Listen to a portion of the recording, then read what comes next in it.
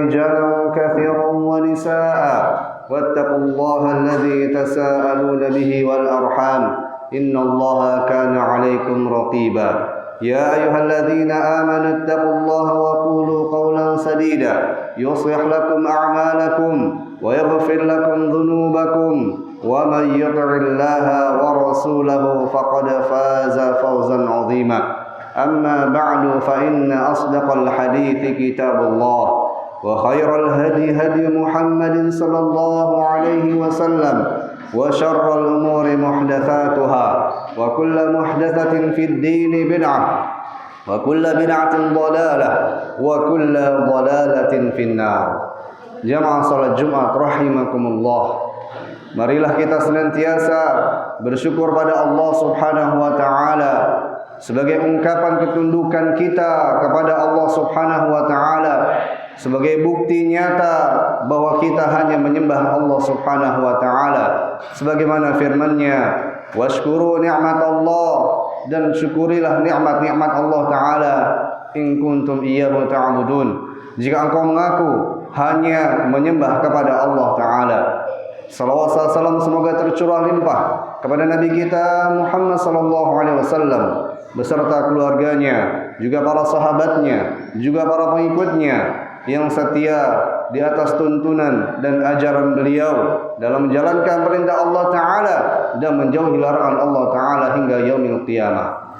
Jamaah salat Jumat rahimakumullah, khatib berwasiat pada diri khatib pribadi dan jamaah kaum muslimin untuk senantiasa meningkatkan kualitas ketakwaan kita kepada Allah Subhanahu wa taala dengan sebenar-benar takwa yang merupakan perbekalan yang terbaik yang kita siapkan di kehidupan dunia ini, yang merupakan tolak ukur kebahagiaan dan kesengsaraan kita di kehidupan dunia juga di kehidupan akhirat kelak.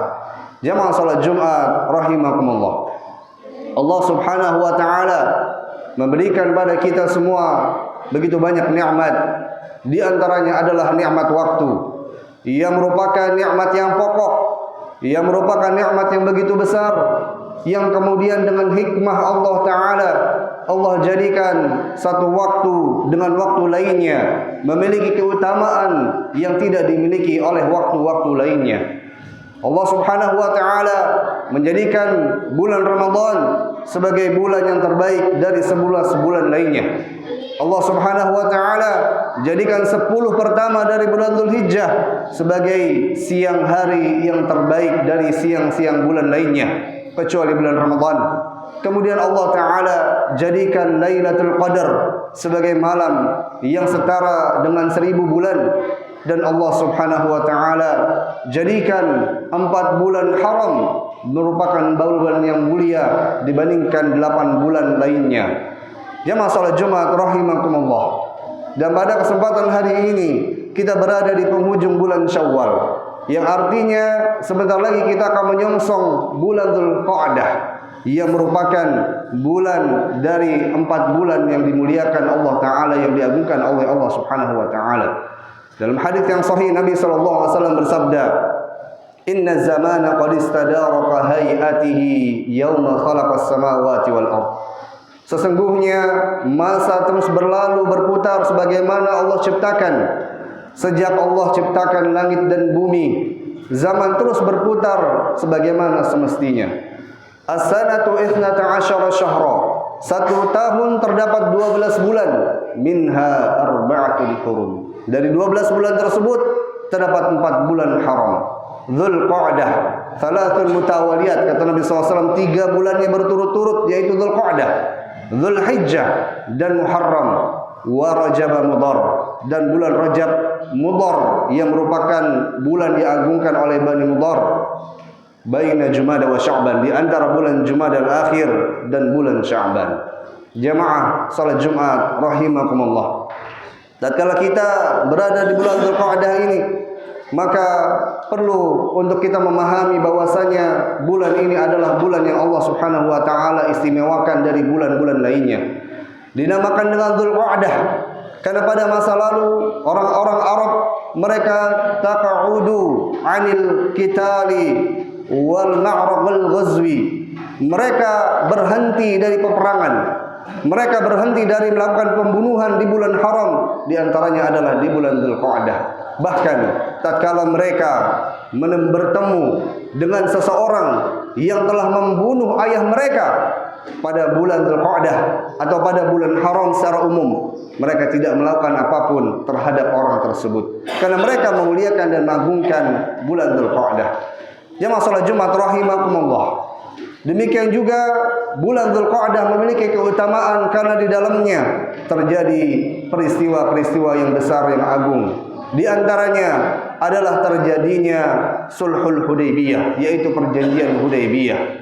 Pada tahun ke-6 Hijriah, Nabi SAW akan masuk ke kota Makkah untuk melaksanakan umrah.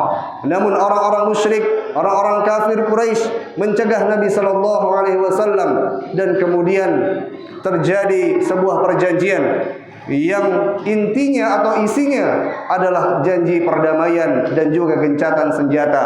Dan ada beberapa poin-poin yang di dalamnya merugikan kaum muslimin secara zahir. Namun Nabi SAW mengetahui bahwasanya di dalamnya banyak kebaikan. Oleh karenanya Allah Subhanahu wa taala kemudian berfirman di dalam awal surah Al-Fath, "Inna fatahna laka fatham mubina." Sesungguhnya kami telah memberikan engkau kemenangan yang nyata. Dalam tafsir Al-Mukhtasar disebutkan bahwa kemenangan yang nyata tersebut bermula daripada Sulhul Hudaybiyah atau perjanjian Hudaybiyah. Karena pada tahun berikutnya Allah Subhanahu wa taala berikan kemenangan Fathul Makkah kepada Nabi sallallahu alaihi wasallam dan kaum muslimin. Jamaah salat Jumat rahimakumullah. Kemudian bulan Dzulqa'dah adalah bulan yang kedua dari bulan-bulan haji.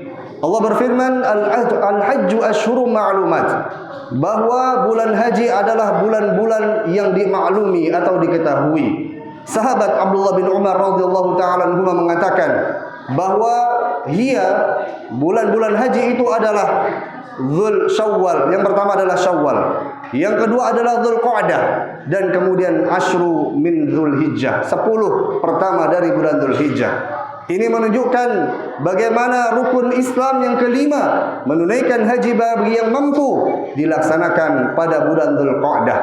Dan demikian juga bulan Dzulqa'dah menjadi bulan yang dipilih oleh Nabi SAW untuk melakukan umrah di Baitullah. Sebagaimana diriwayatkan dari Aisyah radhiyallahu taala anha bahwasanya Nabi sallallahu alaihi wasallam lam ya'tamiru umratan, beliau tidaklah berumrah suatu umrah illa fi Dzulqa'dah, kecuali pada bulan Dzulqa'dah, dan itu terjadi sebanyak 4 kali dalam kehidupan Nabi sallallahu alaihi wasallam. Jamaah salat Jumat rahimakumullah. Kemudian di antara keutamaan dari bulan Dzulqa'dah ini, sebagaimana yang tertera dalam surah At-Taubah ayat 36, bahwa Allah Subhanahu wa taala berfirman, "Fala tadhlimu fihinna anfusakum." Janganlah kalian menganiaya diri kalian pada bulan tersebut, pada bulan-bulan haram, dan maksud di dalamnya adalah pada bulan Dzulqa'dah.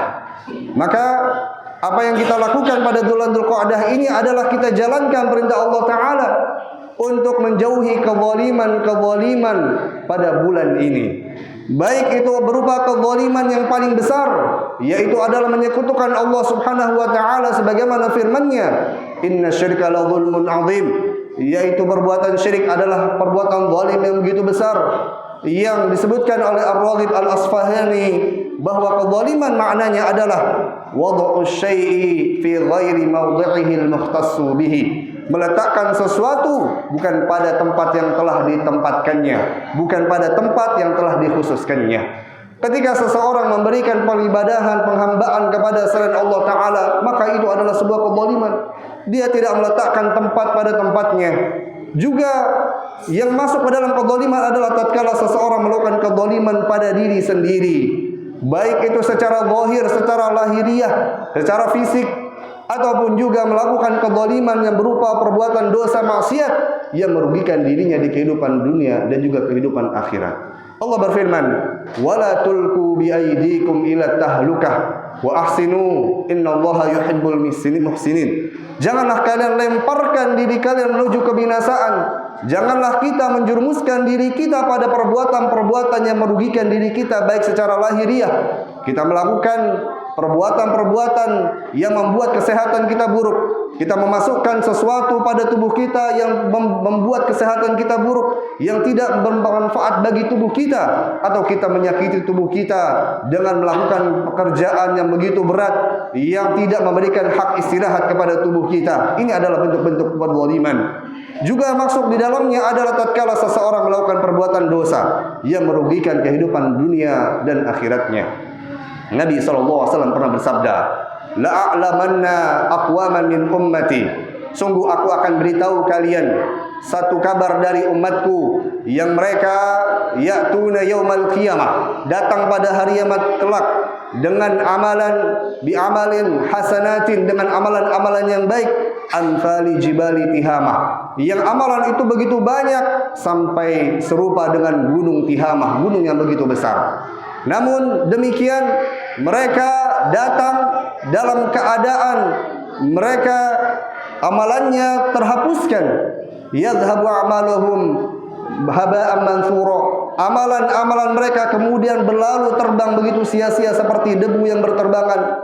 Maka para sahabat berkata, ya Rasulullah, wahai Rasulullah, sifhum lana, berikan sifat-sifat mereka kepada kami ya Rasulullah, alla nakuna minhum wa nahnu la na'lam, agar kami tidak termasuk menjadi orang yang menjadi engkau sebutkan tadi, golongan umatmu yang melakukan amal begitu banyak seperti gunung Tihamah yang begitu besar, namun di hari kiamat amalan tersebut tersapu dengan angin sebagaimana debu berterbangan. Maka kemudian Nabi SAW bersabda, amma innahum min ikhwanikum, mereka itu adalah dari golongan kalian, wa min jildikum, dari jenis kalian, walakinnahum, akan tetapi mereka adalah qaumun, sebuah kaum yang tatkala idza khalu bimaharimihillah, ketika mereka kembali atau bersendiri dalam keharaman Allah Ta'ala, mereka menghadapi atau bertemu dengan apa yang Allah haramkan, tidak ada orang yang melihatnya, intahakuha, kemudian mereka melakukannya. Tatkala tidak ada orang yang mengetahui tentang perbuatan korupsinya,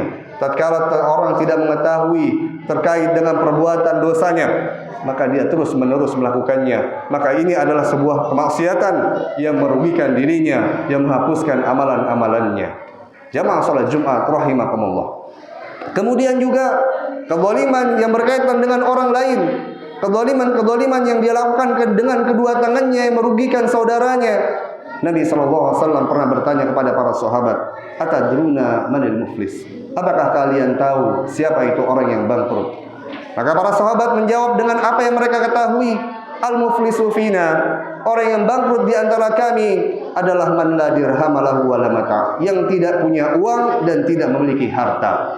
Maka kemudian Nabi SAW mengabarkan al-muflisu, sesungguhnya orang yang bangkrut itu adalah man ya'ti yaumal qiyamah, siapa yang datang pada hari kiamat dengan salat, bisolatin wa siyamin wa zakah, dengan salat, dengan puasa dan dengan amalan zakatnya. Namun demikian dia datang dalam keadaan pada syatama hadza, dia menghina orang lain, wa qadhafa hadza, dia menuduh memfitnah orang lain, wa safaka hadza, wa daraba wa akala mala hadza, dia merampas harta orang lain, dia kemudian membunuh orang lain, wa daraba hadza, dan dia melukai, menyakiti saudaranya atau orang lain.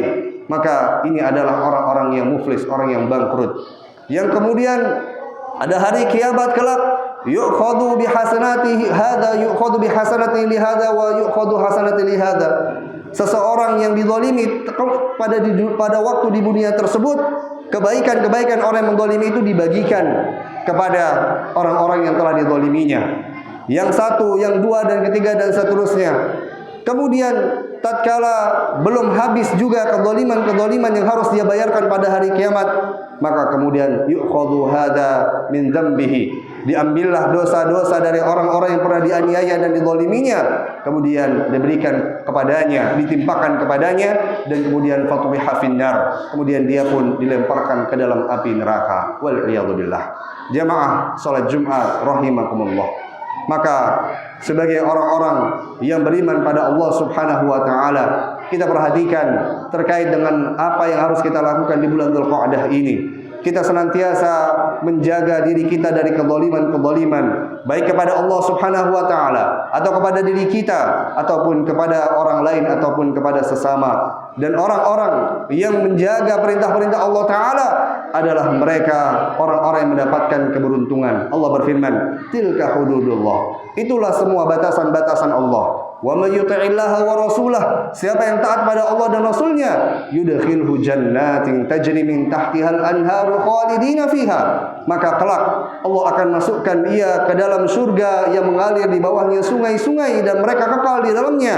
Dzalikal fawzul azim. Yang demikian itulah sebuah kemenangan yang besar. Semoga Allah Ta'ala mampukan kita untuk mengagungkan dan memuliakan bulan Dzulqa'dah ini dengan menjauhi kezaliman-kezaliman, dan juga semoga Allah Ta'ala menjadikan kita hamba-hamba Allah Ta'ala yang berada terus di dalam batasan-batasan Allah Ta'ala sehingga meraih surganya di hari kiamat kelak. Allahumma amin. Aqulu qawli hadha wa astaghfirullahal azim li wa lakum wa lisairil muslimina min kulli dzamb fastaghfiruhu innahu huwal ghafurur rahim.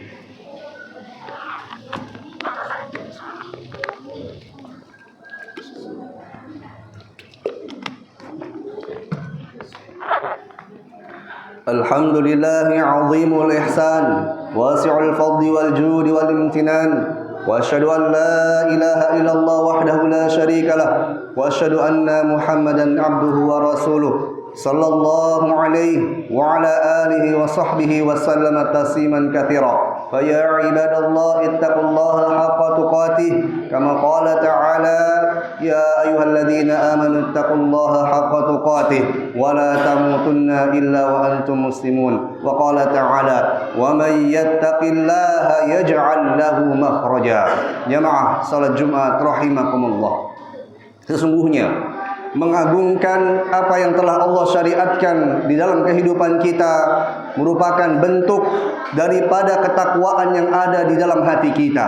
Sebagaimana Allah berfirman, "Dzalika wa may yu'azzim sya'airallah fa innaha min taqwal qulub."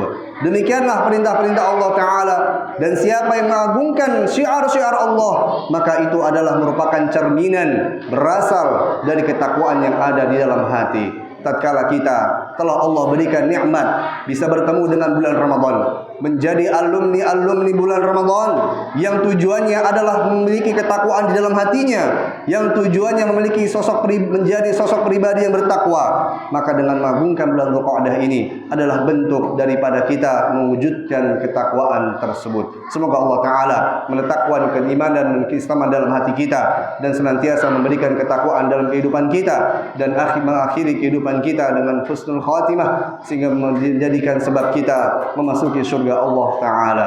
Innallaha wa malaikatahu yusalluna 'alan nabi ya ayyuhalladzina amanu sallu 'alaihi wa sallimu taslima. Wa qala an-nabiy sallallahu alaihi wasallam man shalla 'alayya salatan sallallahu alaihi biha asyra. Allahumma shalli 'ala Muhammad wa 'ala ali Muhammad kama shallaita 'ala Ibrahim wa 'ala ali Ibrahim innaka Hamidum Majid. وبارك على محمد وعلى آل محمد كما باركت على إبراهيم وعلى آل إبراهيم إنك حميد مجيد. اللهم اغفر للمسلمين والمسلمات والمؤمنين والمؤمنات الأحياء منهم والأموات إنك سميع قريب مجيب دعوات يا قاضي الحاجات. اللهم أرنا الحق حقا وارزقنا اتباعه وأرنا الباطل باطلا وارزقنا اجتنابه. اللهم آت نفوسنا تقواها وزكها أنت خير من زكاها أنت وليها مولاها. اللهم إنا نسألك الهدى والتقى والعفاف والغنى يا رب العالمين. اللهم أصلح أحوال المسلمين، اللهم أصلح أحوال ولاة المسلمين بتطبيق كتابك وسنة رسولك صلى الله عليه وسلم. اللهم أعز الإسلام والمسلمين ودمر أعداءك أعداء الدين يا ذا الجلال والإكرام. اللهم انصر إخواننا المجاهدين المستضعفين في كل مكان يا رب العالمين. اللهم اجعل هذا البلد آمنا مطمئنا وسائر بلاد المسلمين. ربنا لا تزغ قلوبنا بعد إذ هديتنا وهب لنا من لدنك رحمة إنك أنت الوهاب.